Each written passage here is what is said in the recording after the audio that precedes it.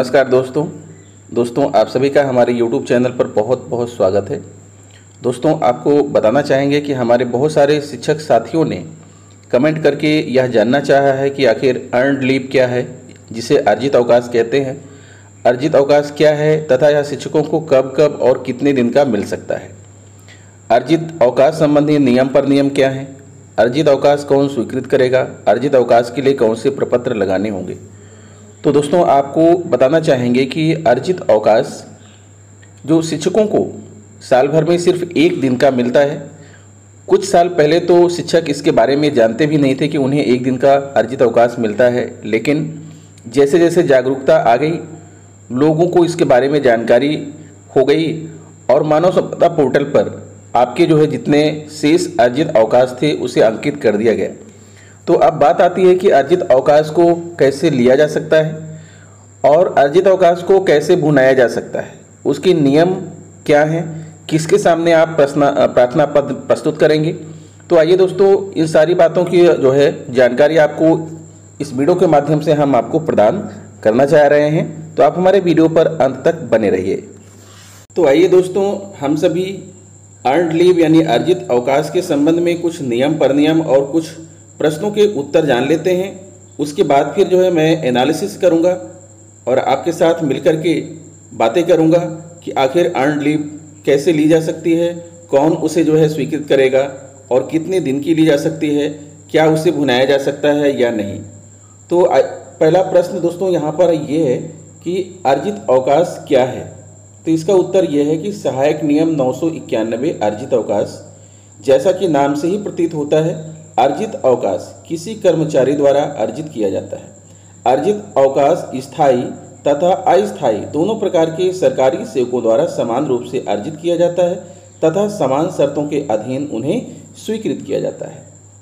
फिर प्रश्न 2 है दोस्तों, अध्यापक को एक वर्ष में कितने अर्जित अवकाश मिलते हैं। सबसे बड़ा प्रश्न यही है। तो मूल नियम 81 खा 1, सहायक नियम 157 का 1, अवकाश अवधि व अर्जित अवकाश की प्रक्रिया। सरकारी सेवक के अर्जित अवकाश लेखों में 1 जनवरी को 16 दिन तथा 1 जुलाई को 15 दिन अग्रिम रूप से जमा किया जाएगा। वोकेशनल विभागों के कर्मचारियों जैसे शिक्षकों द्वारा दीर्घावकाश या ग्रीष्मावकाश का उपभोग करने पर उन्हें उस वर्ष में अनुमन्य 31 अर्जित अवकाश में से 30 दिन कम कर दिए जाएंगे, अर्थात एक ही अर्जित अवकाश देय होगा। तो दोस्तों आप यहाँ पर बात समझ गए होंगे कि हर साल कर्मचारियों को 31 दिन का अर्जित अवकाश प्राप्त होता है और यह 2 किस्तों में जमा होता है, जैसा कि ऊपर मैंने आपको बताया। लेकिन शिक्षकों के मामले में दोस्तों जो हमारी ग्रीष्मावकाश हो जाती है, तो उस ग्रीष्मावकाश में से 30 दिन काट लिए जाते हैं। 31 दिन अर्जित अवकाश मिलता है और यह माना जाता है कि आपने 30 दिन उपभोग कर लिया तो 1 दिन ही बचता है। कर्मचारियों के मामले में तो दोस्तों ये भी है कि अगर कोई दीर्घावकाश है तो वो चाहे तो उस अवकाश को ना लें, लेकिन शिक्षकों के ऊपर तो यह अवकाश बिल्कुल थोपा गया है, आपको तो लेना ही होगा। यानी कि साल भर में आपको सिर्फ एक ही अर्जित अवकाश देय होगा। कुल मिला के इस तरह से बात करें तो आपकी जितने साल की सर्विस होगी उतने आपको अर्जित अवकाश, उतने दिन का अर्जित अवकाश आपको प्राप्त होगा। अवकाश का हिसाब लगाते समय दिन के किसी अंश को निकटतम दिन पर पूर्णांकित किया जाता है तथा अवकाश का हिसाब पूरे दिन के आधार पर रहे। दोस्तों ये भी आपको बता दें कि आप सोच रहे होंगे कि अगर आप अर्जित अवकाश को नहीं लेते हैं तो क्या आप उसका नकदीकरण कर पाएंगे। तो नकदीकरण का भी दोस्तों एक सिस्टम है। नकदीकरण के लिए कम से कम अगर आपके अवकाश खाते में 60 दिन जमा है, अर्थात आपने 60 अवकाश जमा कर रखा है, तभी आप उसका नकदीकरण कर पाएंगे। आप 2, 4, 10 दिनों का नकदीकरण नहीं कर पाएंगे। ध्यान दीजिएगा, 60 अवकाश जमा करने का मतलब यह है कि आप 60 साल तक नौकरी करें और संभवतः यह ऐसा असंभव है, कोई भी अध्यापक 60 वर्ष तक यानी 60 साल की नौकरी कोई नहीं कर सकता है। ठीक है, तो आप अपने अर्जित अवकाश को समय समय पर लेते रहिएगा। अब चलिए अगले प्रश्न का उत्तर देखते हैं। क्या एक कैलेंडर वर्ष में अर्जित उपार्जित अवकाश का उपभोग नहीं करने पर वो नष्ट हो जाते हैं? तो उत्तर है इसका नहीं। अर्जित अवकाश नष्ट नहीं होते, बल्कि उनका उपभोग नहीं करने पर वो अवकाश खाते में जुड़ते जाते हैं। जैसे आपने देखा भी होगा दोस्तों कि आपके मानव संपदा में जितने साल की आपकी सर्विस हो गई है उतने अर्जित अवकाश जो है आपके मानव संपदा में दिख रहे होंगे। अर्जित अवकाश जमा करने की अधिकतम सीमा क्या है? किसी एक समय जमा अवकाश का अवशेष शासनादेश संख्या ये दिनांक 1 जुलाई 1999 के अनुसार सरकारी सेवकों के अवकाश खाते में अर्जित अवकाश जमा करने की अधिकतम सीमा 300 दिन कर दी गई है। अर्थात कोई भी कर्मचारी 300 दिन से ज़्यादा अर्जित अवकाश जमा नहीं कर सकता। नियुक्ति होने पर प्रथम छमाही में सेवा के प्रत्येक पूर्ण कैलेंडर मास के लिए जो है 1/2 सही 1/2 यानी 2.5 दिन प्रति मास की दर से अवकाश पूर्ण दिन के आधार पर जमा किया जाता है। इसी प्रकार मृत्यु सहित किसी भी कारण से सेवा से मुक्त होने वाले छमाही में सेवा में रहने के दिनांक तक की गई सेवा के प्रत्येक पूर्ण कैलेंडर मास के लिए 2.5 दिन प्रति मास की दर से पूरे दिन के आधार पर अवकाश तय होता है। बेसिक शिक्षकों को अर्जित अवकाश के आगणन की विधि क्या है? अर्जित अवकाश का आगणन निम्नलिखित विधि द्वारा किया जाता है। यदि वैकेशन ग्रीष्म अवकाश लिया हो तो अर्जित अवकाश 30 दिन कम किया जाएगा। यदि पूर्ण वैकेशन न लिया हो तो अनुबंध अवकाश में से उपर्युक्त अवकाश के 30 दिन के अनुपात में आगणित अवकाश कम किया जाएगा। इसके आगणन की प्रक्रिया निम्नवत है: 30 गुणे रोके गए दिनों की संख्या बटे 48। लेकिन दोस्तों ये फार्मूला हमारे लिए किसी काम का नहीं है, क्योंकि हम सभी को तो गर्मियों की जो छुट्टियां हैं वो थोपी गई हैं, वो आपको लेना ही है, आप उसे मना नहीं कर सकते। यदि वेकेशन बिल्कुल ना लिया गया हो तो कटौती नहीं होगी। सहायक नियम 145 व 46 के प्रावधानों को ध्यान में रखना चाहिए।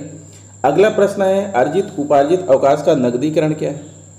तो अवकाश खाते में जितने दिन का अर्जित अवकाश जमा हो उसके बदले में उतने दिनों के वेतन का भुगतान करना अवकाश नकदीकरण कहलाता है। बेसिक शिक्षकों को अवकाश नकदीकरण दे नहीं है। समझ गए ना दोस्तों? हमने पहले ही कहा था कि आपको जो है आप अपने अवकाश का नकदीकरण नहीं कर सकते हैं, क्योंकि आप 60 दिन जमा ही नहीं कर पाएंगे तो नकदीकरण कैसे करेंगे? तो बस सीधी सी बात है कि आप अपने अवकाश को लेते जाइएगा। जब आपको ज़रूरत पड़े, इमरजेंसी पड़े तो आप अपने अवकाश को ले लीजिएगा। अब क्वेश्चन ये है कि अवकाश लेने का क्या नियम है? दोस्तों अवकाश लेने का नियम ये है कि जो है आप एक प्रार्थना पत्र बनाइएगा और प्रार्थना पत्र बना करके मानव संपदा पर अपलोड कर दीजिएगा, जिसमें आप समुचित कारण दिखाइएगा कि आपको किस कारण से आपको अर्जित अवकाश चाहिए, और मानव संपदा पर अपलोड कर दीजिएगा और अपने खंड शिक्षा अधिकारी महोदय प्रधानाध्यापक के माध्यम से अपने खंड शिक्षा अधिकारी महोदय के पास जो है भेज दीजिएगा। उन्हें रिपोर्टिंग ऑफिसर बना दीजिएगा और उन्हें सूचना भी दे दीजिएगा कि सर हमें अर्जित अवकाश इस कारण से चाहिए, और वो आपके अवकाश को स्वीकृत कर देंगे। बस सिंपल सी बात है, जैसे आप सामान्य अवकाश लेते हैं वैसे ही आपको अर्जित अवकाश भी लेना है। उपार्जित अवकाश अवकाश लेखे में जोड़ने के लिए क्या करना होगा? तो ग्रीष्म अवकाश में रोके जाने के संबंध में अध्यापक अधिकारी द्वारा वित्तीय हस्त पुस्तिका खंड 2 से 4 के अध्याय 11 के नियम 46 के अंतर्गत प्रमाण पत्र प्रस्तुत करना होगा, जो सेवा पंजिका में चस्प किया जाएगा। इस प्रमाण पत्र के अभाव में कोई अवकाश आगणित नहीं किया जाएगा। दोस्तों ये हमारे काम का नहीं है।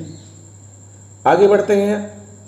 अब यहाँ पर यह है कि अर्जित अवकाश एक बार में स्वीकृत करने की अधिकतम सीमा, यदि संपूर्ण अवकाश भारत में व्यतीत किया जा रहा हो तो 120 दिन, यदि संपूर्ण अवकाश भारत के बाहर व्यतीत किया जा रहा हो तो 180 दिन। ये नियम है दोस्तों, एक बार में कितने अधिकतम अवकाश कर्मचारी ले सकता है।